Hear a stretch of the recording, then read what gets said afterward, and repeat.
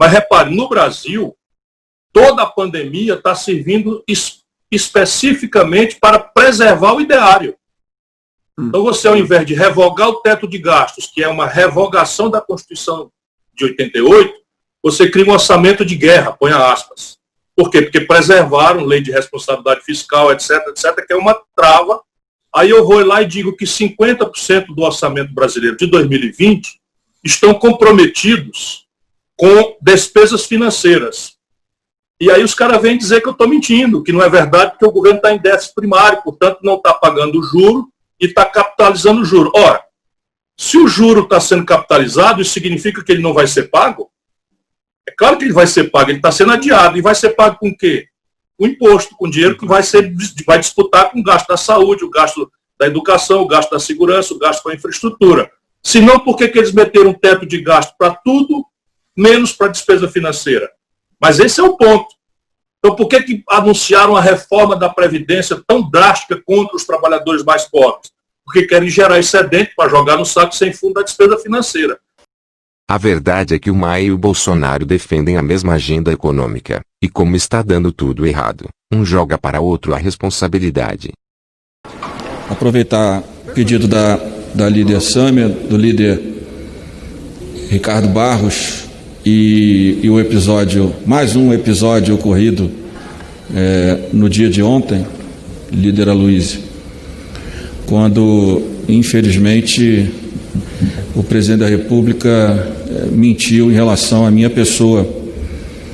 Aliás, muita coincidência a narrativa que ele usou ontem com a narrativa que os bolsomínios usam há um ano comigo em relação às medidas provisórias que perdem validade nessa casa. É a mesma narrativa. A narrativa que eu deixei caducar a medida provisória do 13º, ela não vem de hoje. Peguem as redes sociais dos extremistas bolsomínios, que você vai ver que está lá, Rodrigo Maia derruba e caduca a medida provisória do 13º, do Bolsa Família e do BPC. Então, é uma articulação conjunta para desqualificar e desmoralizar a imagem dos adversários do presidente da República. Mas hoje o próprio ministro Paulo Guedes confirmou que o presidente é mentiroso, quando disse que de fato não há recursos para o 13º do Bolsa Família. Então, eu acho que essas coisas para um país com a dificuldade que a gente está passando, com a dificuldade que a gente vai passar a partir de 1º de janeiro, com o fim da PEC da guerra, que todos os partidos aqui votaram, do PSOL ao PSL, todos colaboraram, deram as condições para o governo governar o nosso país. Eu acho que a gente deveria estar mais preocupado em estar numa mesa dialogando sobre o nosso futuro do que estar tentando transferir responsabilidade para os outros. Quando você disputa uma eleição para ser presidente do Brasil, você assume a responsabilidade de dar o norte do nosso país. Infelizmente, não é o que tem acontecido nos últimos quase dois anos. E digo mais, se o presidente da República tivesse tido coragem, nós podíamos estar discutindo, sim, o 13º do Bolsa Família aqui hoje, podíamos estar discutindo a expansão do auxílio emergencial aqui hoje. É claro que a visão da esquerda em relação a esse caminho é diferente da nossa visão, que somos liberais na economia, mas mesmo no nosso campo, nós fizemos muitas propostas, muitos economistas considerados liberais, um grupo grande de economistas de São Paulo, fez uma proposta para a expansão do auxílio emergencial ou ampliação, fortalecimento do Bolsa Família, que não seria muito diferente. E claro que no nosso campo, com restrições nas despesas públicas, respeitado o teto de gastos, mas nós hoje aqui não estamos discutindo um novo programa social para o Brasil, porque o presidente da República proibiu o relator Márcio Bittar, ou pelo menos indicou, claro que ele não pode proibir um senador de nada, mas indicou ao relator da PEC emergencial, que aliás foi prometida por esse governo para ser votada em 5 de dezembro do ano passado, pediu que nada de gatilho fosse votado.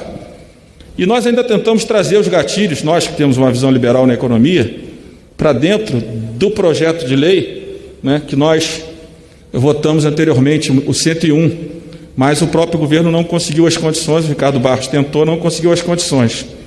Então, se hoje o presidente não consegue promover uma melhora do Bolsa Família ou uma expansão do Bolsa Família para esses milhões de brasileiros que ficarão sem nada a partir de 1º de janeiro, a responsabilidade é exclusiva dele, que tem um governo que é liberal na economia, mas não tem coragem de implementar essa política dentro do governo e principalmente no parlamento.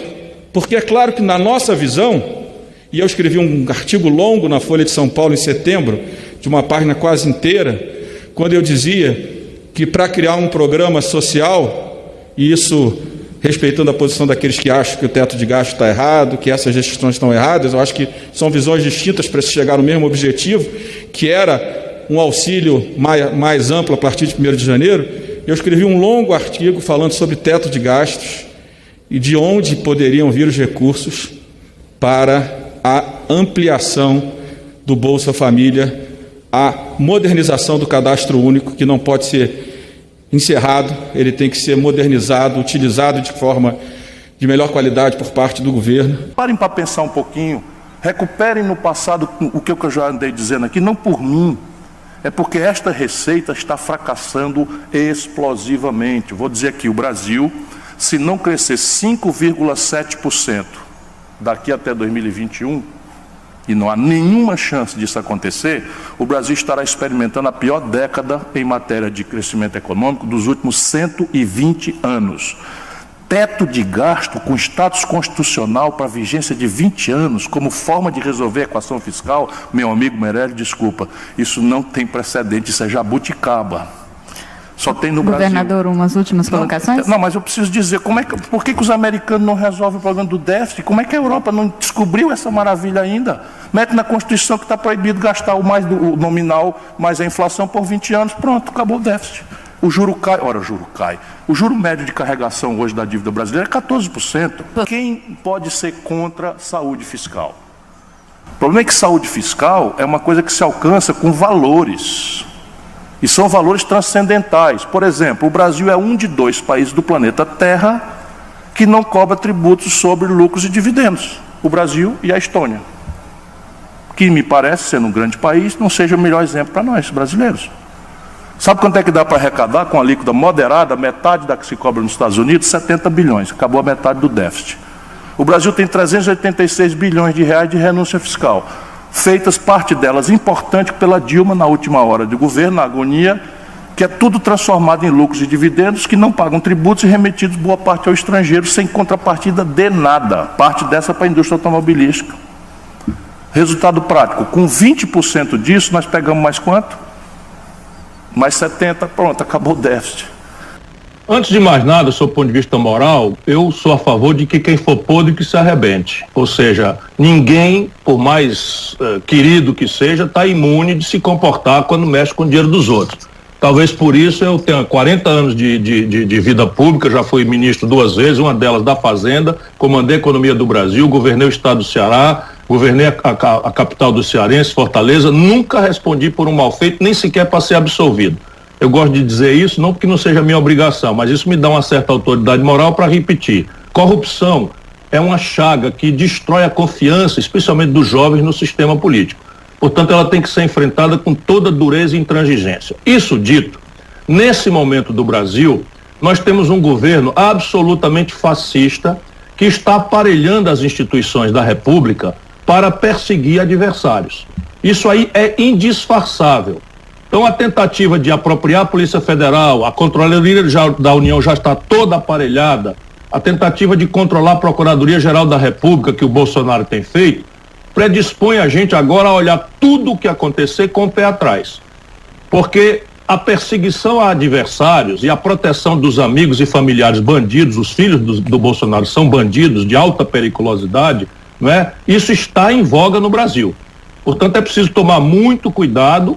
Quem for podre que se arrebente, né? O homem público não basta ser virtuoso, tem que parecer ser que nem a mulher de César em Roma, que é um ditado europeu muito sério. Mas antes de mais nada, no Brasil nós temos que botar um pé atrás agora, porque essas instituições, que são instituições originalmente sérias e respeitáveis, estão sendo apodrecidas pela ação corruptora do senhor Jair Messias Bolsonaro. O ministro do GSI, Augusto Heleno, e o diretor da ABIN, Alexandre Ramagem, disseram que a agência não fez os relatórios de inteligência para orientar a defesa do senador Flávio Bolsonaro, do Republicanos. De acordo com a reportagem da revista Época, a ABIN, subordinada ao GSI, produziu pelo menos 2 relatórios para o senador, que teria repassado a seus advogados com orientações sobre o que poderia ser feito para anular o processo da rachadinha. Tanto o GSI quanto a ABIN reconheceram que tiveram um encontro para discutir a situação jurídica de Flávio Bolsonaro, mas que o caso não era de segurança institucional e se afastaram. O governo afirmou ainda que o encontro foi legal. O Procurador-Geral da República, Augusto Aras, também pediu informações à ABIN e ao GSI, mas disse que ainda não há o que justifique uma investigação formal. E sobre o inquérito dos atos antidemocráticos, Aras afirmou que não havia elementos para incluir o presidente Bolsonaro na investigação no Supremo Tribunal Federal. O inquérito atingiu parlamentares, empresários e blogueiros aliados do presidente, todos investigados por suposta participação no financiamento e organização de atos que defenderam o fechamento do Congresso e do STF. Segundo a revista Época, a advogada do Flávio Bolsonaro, Luciana Pires, admitiu a existência do relatório da ABIN. Destaquei alguns trechos da reportagem de hoje, 18 de dezembro de 2020.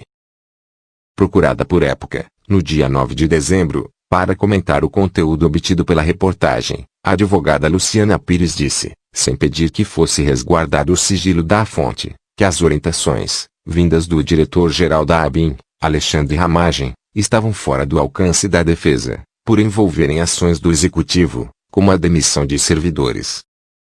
Não fiz nada. Não vou fazer nada do que ele, Ramagem, está sugerindo. Vou fazer o quê? Não está no meu escopo. Tem coisa que eu não tenho controle. Disse a defensora. Pires relatou que as suspeitas de um suposto grupo criminoso que atuava na Receita Federal, e que constam dos relatórios, não eram novidade para ela, e que havia sido justamente ela quem informara o senador e Ramagem sobre a suposta atuação desse grupo. Todo o material que ele, Ramagem, passou para a ABIN foi eu que passei. Eu mandei pronto para ele. Ele não descobriu nada. Inclusive, isso foi pauta na reunião. Disse a defensora. Segundo Luciana Pires, vieram da ABIN os 2 relatórios e a recomendação para que a defesa protocolasse uma petição na Receita Federal solicitando formalmente os documentos que embasassem a suspeita de que o senador foi alvo de uma devassa ilegal por servidores do fisco. Será que tem alguém mentindo? Se tiver, quem será? Deixe seu comentário.